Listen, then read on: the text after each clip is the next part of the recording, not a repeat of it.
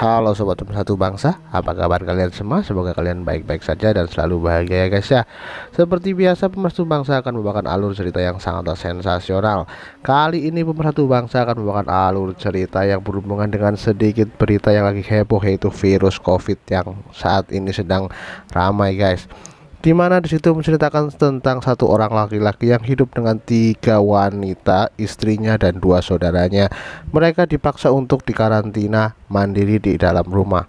Tapi yang terjadi, sang laki-laki ini malah bercocok tanam dan memberikan semua cairannya untuk kesembuhan para saudara perempuannya agar terhindar dari COVID. Bagaimana keseruan alur cerita kali ini? Seperti biasa, sebelum kalian menonton alur cerita kali ini, biasakan untuk tekan tombol subscribe dan bunyikan lonceng agar kalian tidak pernah ketinggalan cerita-cerita terpanas dan tersensasional dari channel ini. Langsung saja kita simak alur cerita kali ini. Check it out.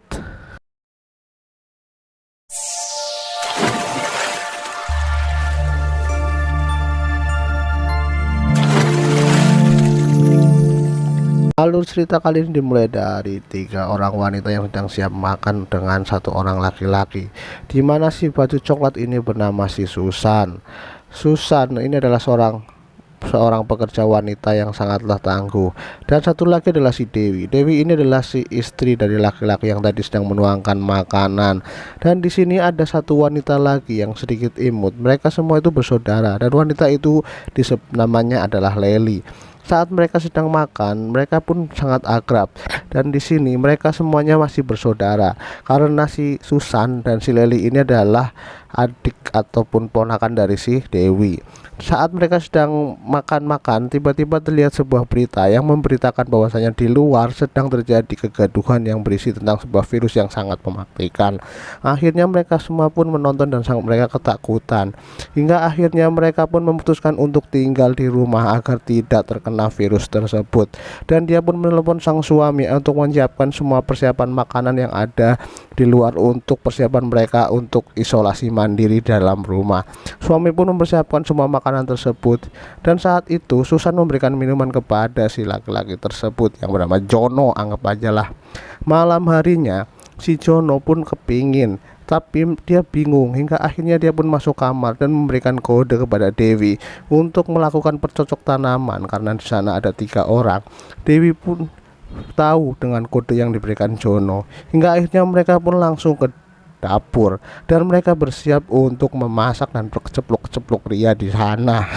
Ternyata Susan yang mendengar suara ceplok-ceplok di dalam dapur, akhirnya dia pun turun dan mengintip. Dia pun melihat sebuah adegan yang sangatlah mengasihkan dan sangatlah membuat dia kepingin. Hingga akhirnya si Jono pun selesai bermain dengan si Dewi.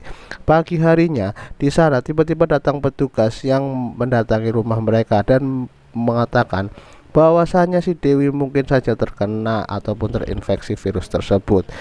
Petugas itu pun memakai pakaian yang sangat lengkap dan bersiap untuk memberikan olesan hand sanitizer ke seluruh tubuhnya si Dewi. Dan di sana saat si Jono melihat adegan si petugas memberikan hand sanitizer ke seluruh tubuhnya si Dewi, dia pun tidak terima karena di sana Dewi sudah tidak memakai apa-apa, dan petugas itu dengan sangat leluasa mengoleskan semua hand sanitizernya ke tubuhnya si Dewi. Hingga akhirnya si petugas itu pun sudah selesai dan mengusap-usap tubuhnya Dewi, dan si Dewi pun akhirnya dibawa oleh petugas itu untuk segera diteliti di laboratorium apakah Dewi tertular atau tidak. Dan si Dewi pun berpamitan kepada si Jono untuk menjaga saudaranya agar tidak ketularan penyakit atau virus yang ada seperti dirinya.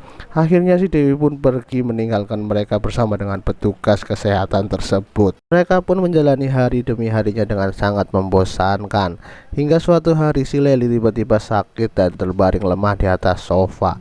Di sini dia pun dicurigai terkena virus tersebut, hingga akhirnya si Jono memutuskan untuk memanggil petugas kesehatan yang kemarin, tapi si Susan pun menghalangi karena dia tidak mau si Leli dibawa oleh petugas tersebut. Dan si Jono pun punya ide, hingga akhirnya dia pun membuatkan sebuah tempat isolasi khusus untuk si Leli. Malam harinya si Jono saat di dalam kamar, si Jono memikirkan sebuah siasat busuk.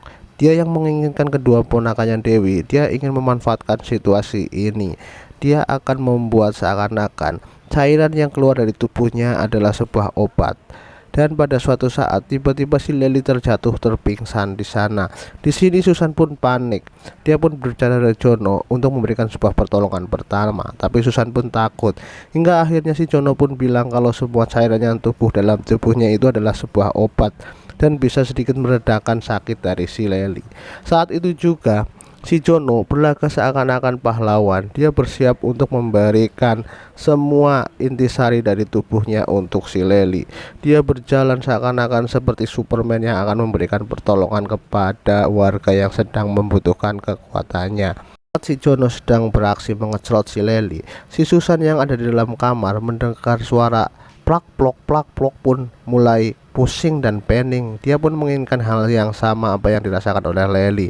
Hingga akhirnya dia pun merencanakan situasi yang baru. Dia pun berpura-pura sakit dan bilang pada Jono bahwasanya dia pun ingin diberikan obat oleh Jono.